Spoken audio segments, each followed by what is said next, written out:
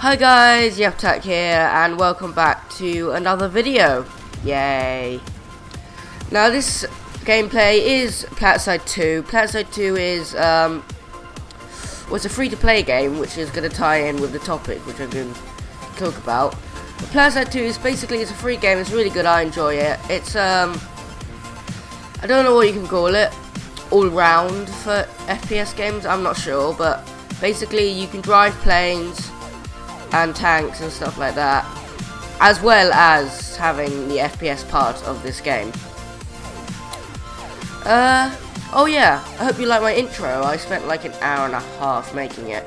The way it beats to the music, I like the best. So yeah, moving on to the actual gameplay topic. Why are freemium games or free-to-play games actually that bad? Well, for core gamers, you're probably going to say, yes, they're bad, the end of the world, go kill them now. But then, free-to-play gamers are probably going to say, well, they're awesome. Now, I'm going to refer to free-to-play games as FTP games, even though I know what it actually stands for. As in, like, an FTP is also a file transfer. So yeah, my first point. Let's follow the positive side of free-to-play games first. Free-to-play games are free. Duh, of course they're free. And that's one of the best bits about them. You don't have to pay anything. You just go in, download it. Might be quite a big download file, but once you download it, you've got most free-to-play games have all your content for free. There might be a few added bonuses for money, but overall, it's free. Now, in contrast to the game being free, there are microtransactions for certain items, and I feel like free-to-play games, in order for you to become dominant at the game, all you have to do is just pay a bit of money, and now you're immediately a pro at the game. That's the biggest problem with free-to-play games. And the amount of times I've seen a guy who's like a noob, but he has like the best gun in the game, it's so annoying.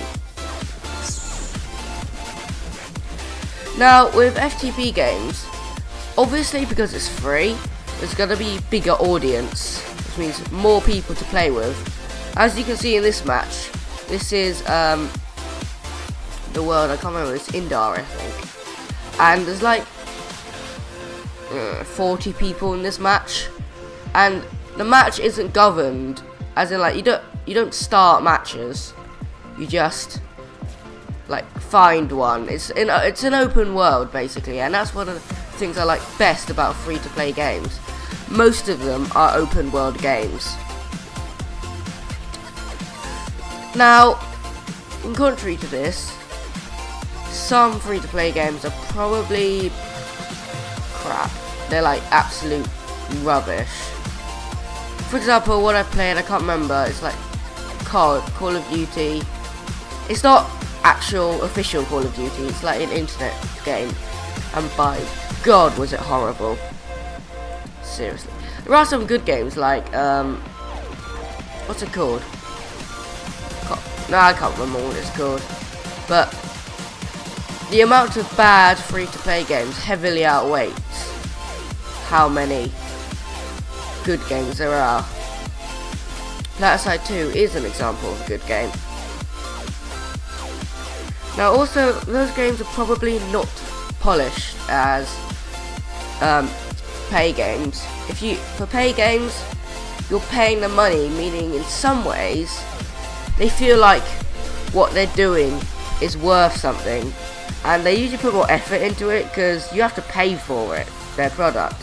With free-to-play games, you don't pay for their product. Simple as that.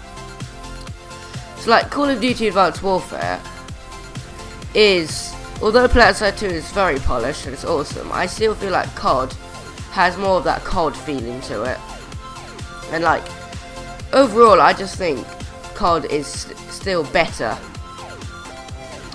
Now also,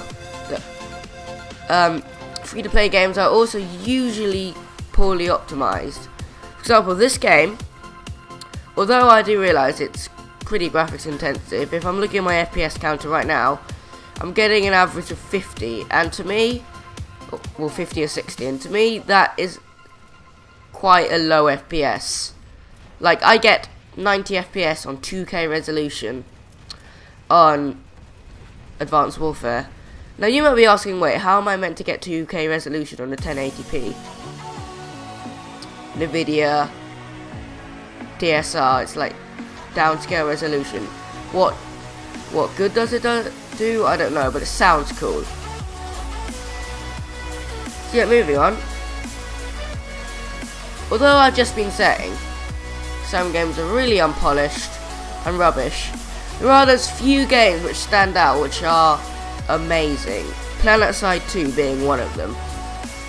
I mean, I can literally spend hours flying and crashing planes, shooting stuff with planes, and basically having overall fun in this for hours, whereas with Call of Duty Advanced Warfare, I play it for an hour and then I get bored.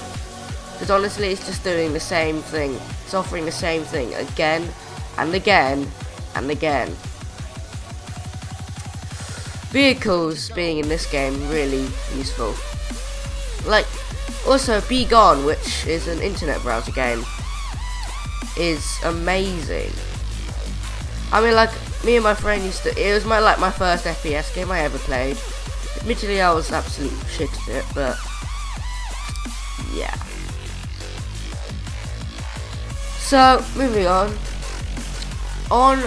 because on free-to-play games there's a bigger audience, there's also a higher likelihood of trolls. Yes, you heard me right, trolls. I mean, once, another free-to-play game, Top of Clancy's Ghost Recon Phantoms, I just came on and there was this guy, in, like, what's it called, voice chat, saying like, blah, blah, blah, blah. No, seriously, I'm not kidding, that's what he actually said. And he kept doing that for the entire duration of the match. Luckily, I did not record that match, and nor am I going to put it on YouTube, because that would be funny, but a bit weird at the same time. So what I think is, free-to-play games aren't bad, as in, like, they're totally rubbish, you shouldn't play them.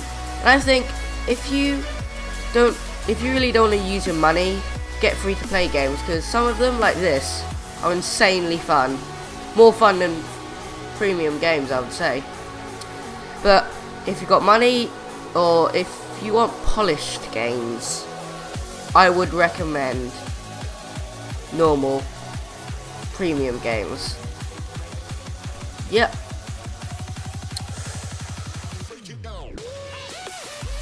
Okay, thanks. Bye, meow.